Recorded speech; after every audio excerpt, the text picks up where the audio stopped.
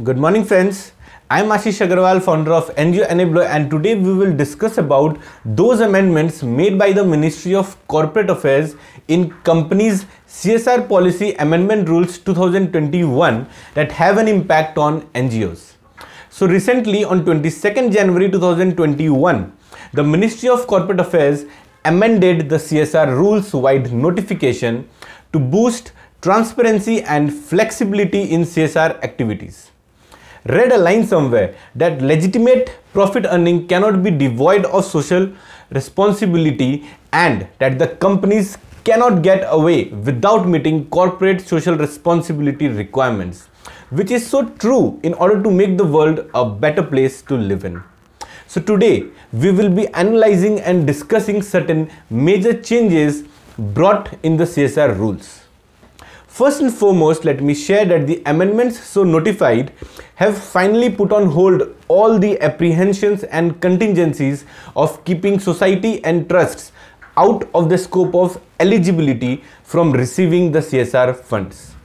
As per Rule 4 of Companies CSR Amendments Rules 2021, the CSR activity can be undertaken by the company itself or through a Section 8 company, registered public trust, registered society, or company with established track records of at least 3 years. So now in case of registered public trust, it implies that only those trusts which are registered shall now be eligible for CSR funds, as we all know that as per the Trust Act, it is not mandatory for a trust to be registered somewhere. Such intermediaries should have registration under Section 12A and 80G of the Income Tax Act, and rightly so, because registrations under these sections at least give a statutory confirmation of the organization being involved in charitable activities. Secondly, all eligible intermediaries through which the company shall undertake the CSR project or program will require to register itself with the central government by filing Form CSR 1 electronically with effect from April 1, 2021. So here comes the twist. All the eligible intermediaries through which the company shall undertake the CSR project or program will require to register itself with the central government by filing Form CSR 1 electronically with effect from 1st April 2021, which means that the government is again bringing in transparency and well monitoring of CSR funds. On filing the form, a unique CSR registration number will be generated by the system automatically. This implies in order to receive CSR funds and undertake any CSR activity, now even trusts and societies have to register themselves on the MCA portal, which will not only bring better transparency but will also enable better monitoring of CSR funds. The third amendment which has been made in Rule 7 is related to the acquisition of capital assets from CSR funds. The capital assets so purchased can now be held only by the three defined bodies, namely a Section 8 company or a public trust or a society having charitable objects and having a CSR registration number, or the beneficiaries of the said CSR project in the form of self-help groups or collectives or entities, or with the public authority as defined in the Right to Information Act 2005.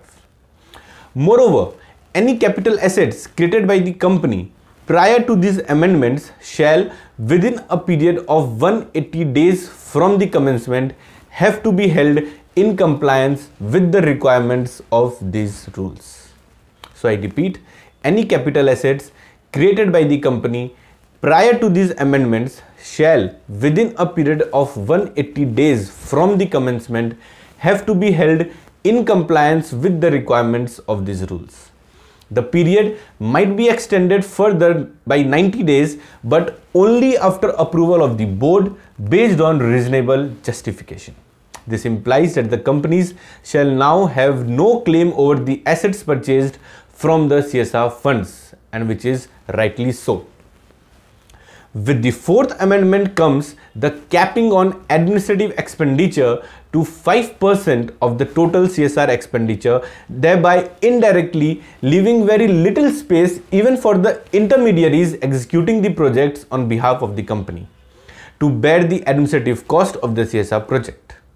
In fact, in many cases, the burden might increase on the funds of other projects which might have to be utilized towards the administrative cost of the CSR project.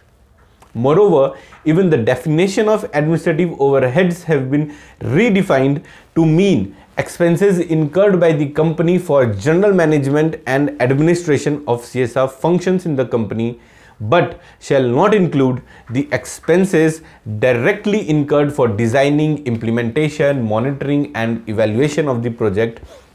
of a particular CSR project or program.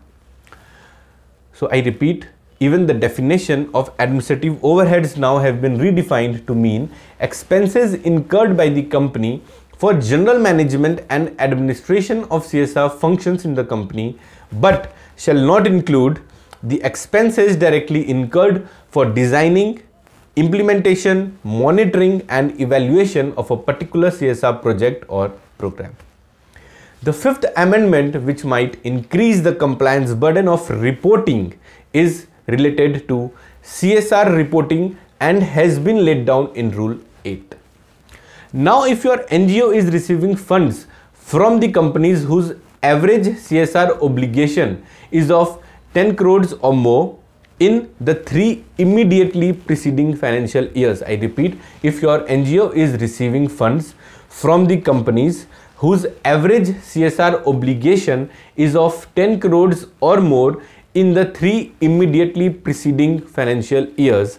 might have to go through an impact assessment through an independent agency to be appointed by the donor company. However, the projects should be worth rupees 1 crore or more and should have completed at least a year before such impact study is carried out. Such amendment is again a boost to transparency in the field of CSR activities, wherein it has been made mandatory for the board of directors of the company to disclose the composition of CSR committee and CSR policy and projects approved by them on their website for public access. The same has been laid down in Rule 9 of the company's CSR Amendment Rules 2021. So in order to be eligible for and successfully execute the CSR projects, the new notified rules need to be adhered to. For latest updates, visit our website and Facebook page, and for any queries you can mail us or comment below. We have also attached a feedback form to our channel for our subscribers now to provide their opinions on the topics uploaded.